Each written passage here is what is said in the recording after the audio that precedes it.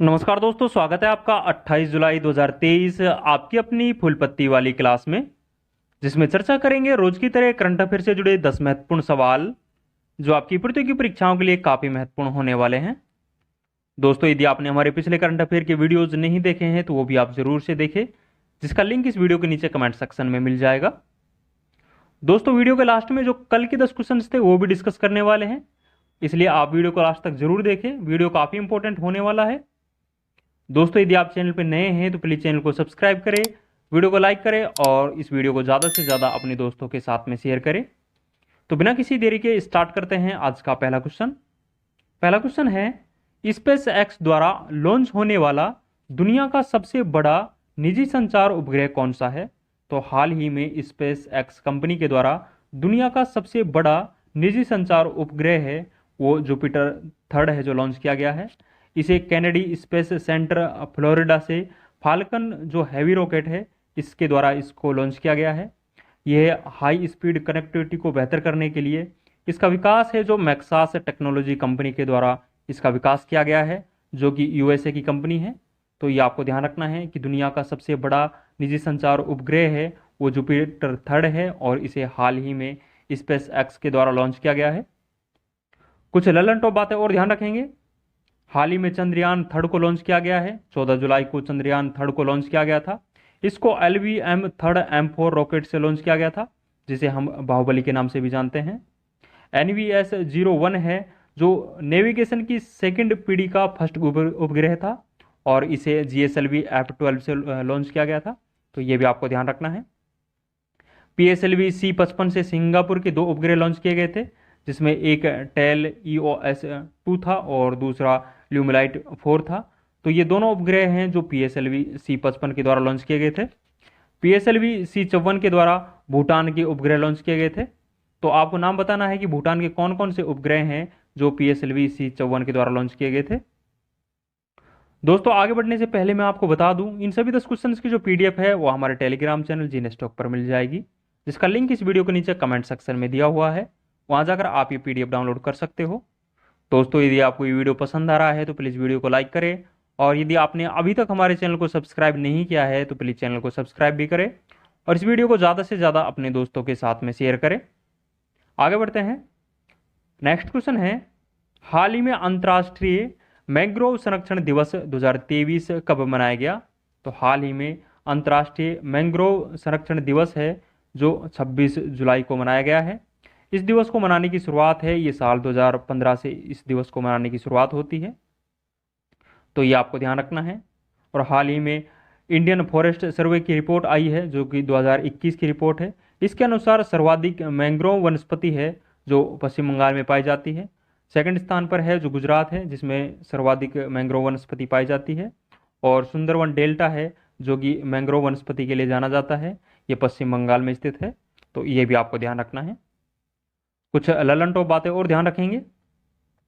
अमृत धरोहर योजना है, ये 75 जो रामसर साइट हैं इनके संरक्षण के लिए चलाई गई थी। और मिष्टी योजना है, ये मैंग्रोव वनस्पति के संरक्षण के लिए जो कि बजट 2023-24 में भारत सरकार के द्वारा चलाई गई थी। तो ये आपको ध्यान रखना है। विश्व जैव विविधता दिवस है जो प्रत्येक साल 22 मई को सेलिब्रेट किया जाता है। तो ये आपको ध्यान रखना है। और 22 तारीख से संबंधित 2 महत्वपूर्ण दिवस और ध्यान रखने हैं आपको। 22 मार्च के बारे में बात करें तो 22 मार्च को विश्व जल दिवस के रूप में सेलिब्रेट करते हैं और 22 अप्रैल को पृथ्वी दिवस के रूप में हम सेलिब्रेट करते हैं। तो 22 तारीख से संबंधित ये 3 महत्वपूर्ण दिवस है और 22 मई को विश्व जैव विविधता दिवस के रूप में भी हम सेलिब्रेट करते हैं। भारत में सर्वाधिक रामसर साइट है जो तमिलनाडु में स्थित है और 75 वर्तमान में रामसर साइट है। तो ये भी आपको ध्यान रखना है। आगे बढ़ते हैं। हाल ही में किस अफ्रीकी देश में सेना ने तख्ता पलट किया है?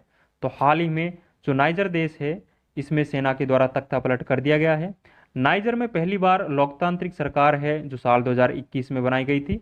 इसमें मोहम्मद जो बेजोस है इसको राष्ट्रपति बनाया गया था और हाल ही में नाइजर देश में तख्ता पलट है जो सेना के द्वारा कर दिया गया है। तो ये आपको ध्यान रखना है। कुछ ललन टॉप बातें और ध्यान रखेंगे। कालाहारी मरुस्थल है, ये अफ्रीका महाद्वीप के बोत्सवाना देश में स्थित है और यहाँ पर बुश्मैन जनजाति पाई जाती है। नील नदी का वरदान है, ये मिस्र को कहा जाता है। सोहेल प्रदेश है जो कि साउथ अफ्रीका महाद्वीप में सहारा मरुस्थल का दक्षिण में विस्तार है, जो इसको सोहेल प्रदेश के नाम से जानते हैं। सुएज नहर के बारे में बात करें तो ये भूमध्य सागर को लाल सागर से जोड़ती है, तो ये भी आपको ध्यान रखना है। नेक्स्ट क्वेश्चन देखेंगे, हाल ही में अंतर्राष्ट्रीय प्रदर्शनी सह सम्मेलन केंद्र आईईसीसी परिसर का भारत मंडपम का उद्घाटन कहाँ किया गया है? तो हाल ही में भारत मंडपम का उद्घाटन है जो भारतीय प्रधानमंत्री नरेंद्र मोदी के द्वारा नई दिल्ली में इसका उद्घाटन किया गया है। और इस दौरान घोषणा भी की गई है कि दुनिया का सबसे बड़ा संग्रहालय है जो युगे युगिन भारत, ये दिल्ली के नॉर्थ ब्लॉक में बनने वाला है। तो इस प्रकार की घोषणा भी भारतीय प्रधानमंत्री के द्वारा की गई है, तो ये आपको ध्यान रखना है। कुछ ललन टॉप बातें और ध्यान रखेंगे, स्टैचू ऑफ प्रॉस्पेरिटी है, ये कैंपेगौड़ा जो एयरपोर्ट है बेंगलुरु में स्थित है, यहाँ पर स्टैचू ऑफ प्रॉस्पेरिटी स्थापित की गई है। सेंट्रल विस्टा प्रोजेक्ट के तहत नए संसद भवन का निर्माण किया गया है, तो ये आपको ध्यान रखना है। और इसका हाल ही में उद्घाटन है जो भारतीय प्रधानमंत्री के द्वारा 28 मई को वीर सावरकर की जयंती पर इसका उद्घाटन किया गया था। स्टैचू ऑफ इक्वलिटी है, ये हैदराबाद में स्थापित की गई थी और यह संत रामानुजाचार्य है इसकी प्रतिमा है। राष्ट्रपति निलयम है, ये सिकंदराबाद में स्थित है और साउथ में राष्ट्रपति का जो घर है इसे हम राष्ट्रपति निलयम के नाम से जानते हैं। स्टैचू ऑफ नॉलेज है, ये लातूर महाराष्ट्र में स्थित है। तो ये सभी ललन टॉप पॉइंट्स आपको ध्यान रखना है। नेक्स्ट क्वेश्चन देखेंगे, हाल ही में ऑस्ट्रेलिया के सर्वोच्च साहित्य सम्मान माइल्स फ्रैंकलिन साहित्य पुरस्कार 2023 किसे मिला है? तो हाल ही में ऑस्ट्रेलिया का सर्वोच्च साहित्य सम्मान माइल्स फ्रैंकलिन साहित्य पुरस्कार 2023 है जो शंकरी चंद्रन को मिला है, तो ये आपको ध्यान रखना है। इनका उपन्यास चाय टाइम एट सिनेमन गार्डन के लिए इनको ये पुरस्कार है जो प्रदान किया गया है, तो ये भी आपको ध्यान रखना है।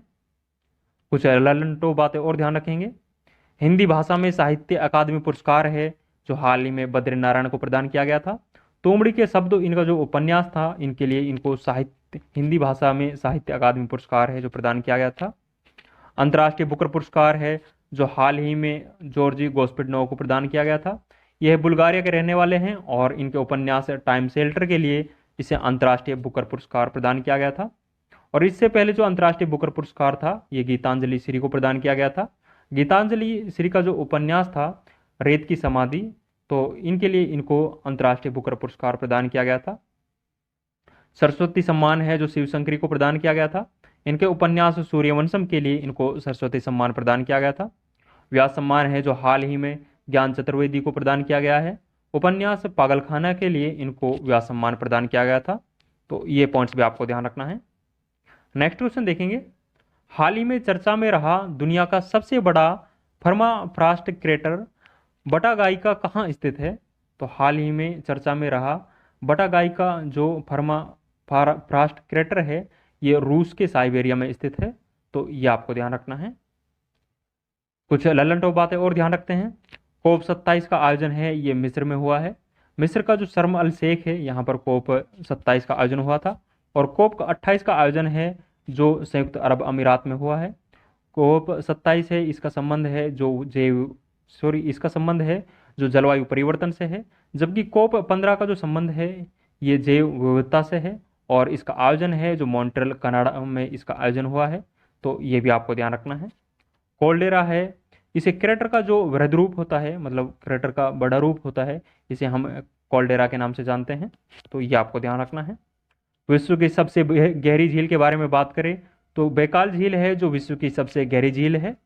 और विश्व की सबसे बड़ी झील है जो कैस्पियन सागर है जो विश्व की सबसे बड़ी झील है, तो ये भी आपको ध्यान रखना है। नेक्स्ट क्वेश्चन देखेंगे, एनसीआरबी डेटा के अनुसार वर्ष 2021 में भारत में सर्वाधिक महिलाओं के लापता होने की सूचना में पहला स्थान किसे मिला है? तो हाल ही में एनसीआरबी के द्वारा एक रिपोर्ट प्रकाशित की गई है, क्राइम इन इंडिया। ये रिपोर्ट के अनुसार जो सर्वाधिक महिला लापता होने की सूची में पहला स्थान है ये महाराष्ट्र का है, सेकंड स्थान है जो मध्य प्रदेश का है और थर्ड स्थान है जो पश्चिम बंगाल का है, तो ये आपको ध्यान रखना है। एनसीबी है जो गृह मंत्रालय के अधीन कार्य करता है और हाल ही में इनके द्वारा रिपोर्ट है जो क्राइम इन इंडिया प्रकाशित की गई है। इस रिपोर्ट में वर्ष 2021 के डेटा प्रकाशित किए गए हैं। इन डेटाओं के अनुसार सर्वाधिक जो महिला लापता होती है वो महाराष्ट्र से होती है, तो ये आपको ध्यान रखना है। कुछ ललन टॉप बातें और ध्यान रखेंगे। हाल ही में इंडिया जस्टिस की रिपोर्ट जारी की गई है। इसके अनुसार पहला स्थान है जो कर्नाटका का है और अंतिम स्थान है जो उत्तर प्रदेश का है, तो ये आपको ध्यान रखना है। बाहुबली ब्रांच बांस कैरियर है जो विदर्भ महाराष्ट्र में स्थापित किया गया है, तो ये आपको ध्यान रखना है। और महाराष्ट्र के जो वर्तमान में मुख्यमंत्री है वो एकनाथ शिंदे जी है। काली मृदा का दूसरा नाम है, इसे हम रेगुर मृदा के नाम से जानते हैं, और गन्ना और कपास की खेती के लिए काली मृदा है जो बहुत उपयोगी होती है, तो ये भी आपको ध्यान रखना है। नेक्स्ट क्वेश्चन देखेंगे। हाल ही में देश के दूसरे सबसे लंबे समय तक मुख्यमंत्री बनने का रिकॉर्ड किसने बनाया है? तो हाल ही में दूसरे सबसे लंबे समय तक मुख्यमंत्री बनने का रिकॉर्ड है ये नवीन पटनायक के द्वारा बनाया गया है, जो कि वर्तमान में ओडिशा के मुख्यमंत्री है और वर्ष 2000 से लगातार ओडिशा के ये मुख्यमंत्री बने हुए हैं और ये बीजू जनता जो दल पार्टी है इससे संबंध रखते हैं, तो ये भी आपको ध्यान रखना है। और सर्वाधिक समय तक मुख्यमंत्री बनने का रिकॉर्ड है ये पवन कुमार चामलिंग के नाम है, जो कि सिक्किम के पूर्व मुख्यमंत्री थे। इनके द्वारा 24 साल 138 दिन तक मुख्यमंत्री का पद संभाला गया था, तो ये भी आपको ध्यान रखना है। और नवीन पटनायक है जो दूसरे क्रम का मुख्यमंत्री है जिनके द्वारा सर्वाधिक रिकॉर्ड समय तक मुख्यमंत्री पद संभाला गया है, तो ये भी आपको ध्यान रखना है। कुछ ललन टॉप बातें और ध्यान रखेंगे। भारत की पहली महिला मुख्यमंत्री के बारे में बात करें तो वो सुचिता कृपलानी थी और यह उत्तर प्रदेश की मुख्यमंत्री थी। त्रिपुरा के वर्तमान में मुख्यमंत्री है जो डॉक्टर मणिक साहा है। असम के नए राज्यपाल है जो हाल ही में गुलाब चंद कटारिया को बनाया गया है, तो ये भी आपको ध्यान रखना है।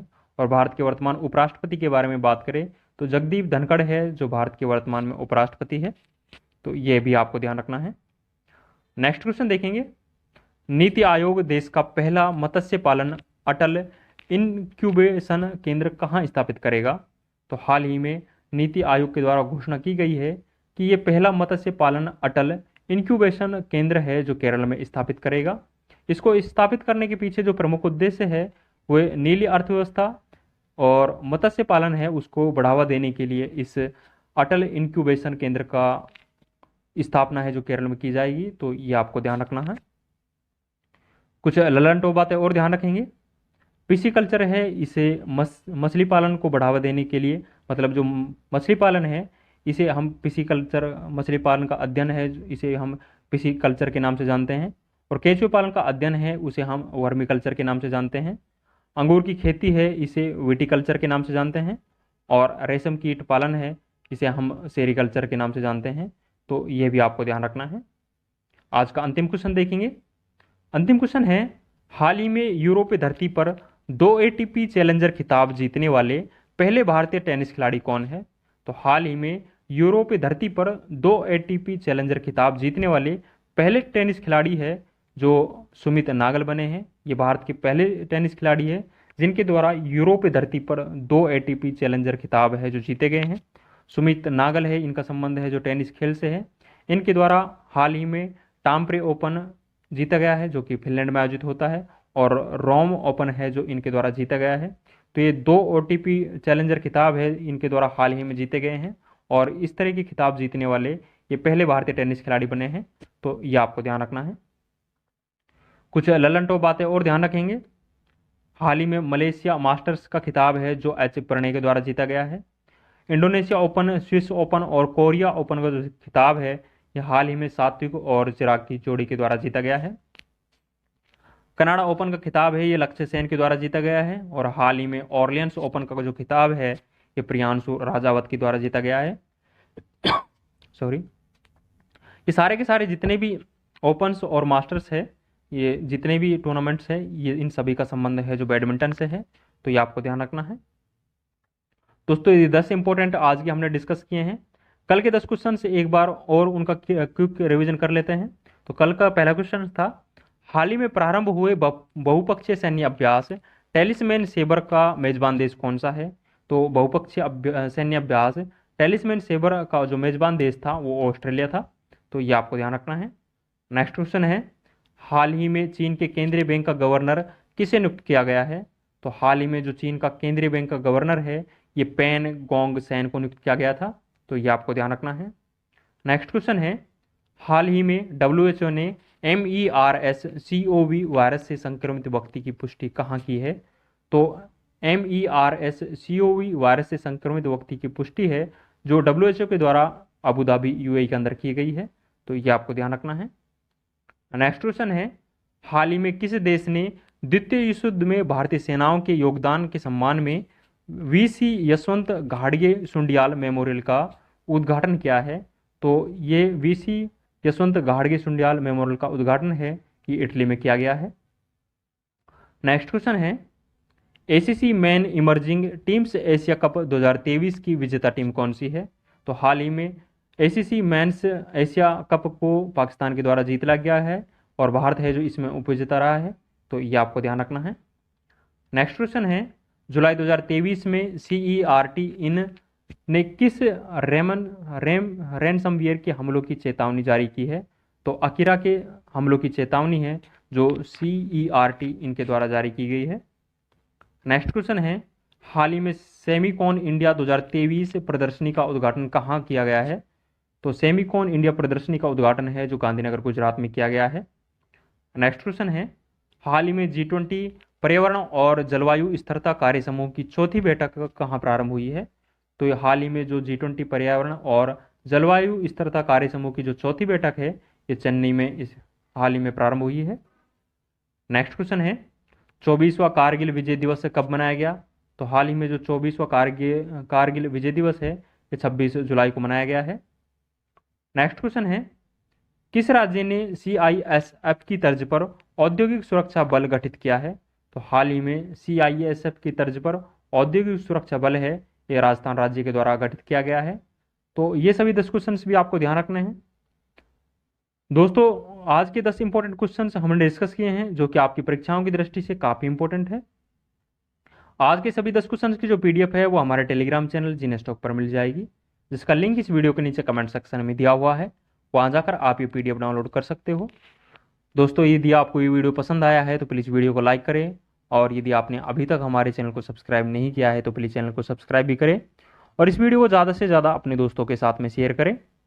तो दोस्तों कैसा लगा आपको वीडियो, आप कमेंट सेक्शन में अपनी राय ज़रूर दें, और यदि वीडियो से संबंधित आप कोई सुझाव देना चाहते हैं तो आप कमेंट बॉक्स में ज़रूर दें, आप सभी का सुझाव आमंत्रित है। तो आज के लिए बस इतना ही, मिलते हैं नेक्स्ट वीडियो में। थैंक यू, जय हिंद, धन्यवाद।